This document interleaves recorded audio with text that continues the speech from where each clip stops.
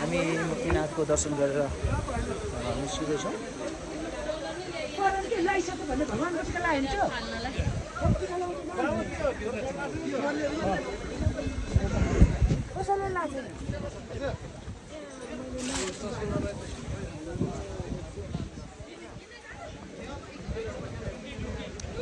अब 108 धारामा नुहाइसक्यौँ अनि अब त्यसपछि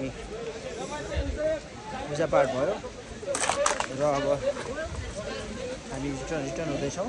मुक्तिनाथ मन्दिरदेखि हामी तलतिर झर्दैछौँ। तल गइसकेपछि हामी खास अप्पर मुस्ताङ जाने भन्ने कुरा हो।